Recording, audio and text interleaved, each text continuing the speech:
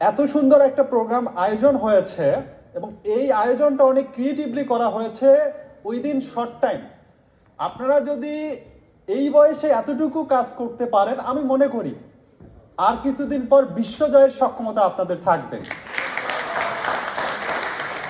আমি বাড়িয়ে বলছি না, আপনারা অনেকে মনে করবেন আমি হয়তো একটু বাড়িয়ে বলছি বা হয়তোবা একটু মোটিভেশন দেওয়ার জন্য বলছি।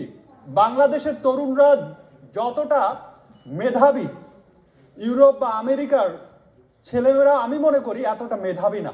আমাদের বাংলাদেশে আপনি খোঁজ নিয়ে দেখবেন, আপনাদের অনেক বড় ভাই গ্লোবাল কম্পিটিশন প্রতিযোগিতায় রানার্স আপ চ্যাম্পিয়ন হচ্ছে। সেখানে তো অক্সফোর্ড, ক্যামব্রিজ বা ইন্ডিয়ার আইআইটি থেকেও অনেকে ছিল, কিন্তু বাংলাদেশ থেকে কেন হচ্ছে?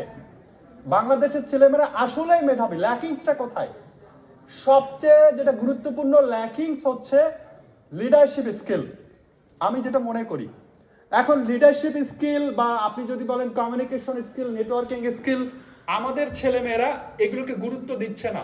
আপনি লক্ষ্য করে দেখবেন আমেরিকায় আমেরিকায় তারা পৃথিবীর সব স্কিল ছেলেমেয়েকে হায়ার করতেছে, কিন্তু আমাদের স্কিল ছেলেমেয়েদের বা আমরা আমাদের ছেলেমেয়েকে স্কিল করতে পারছি না।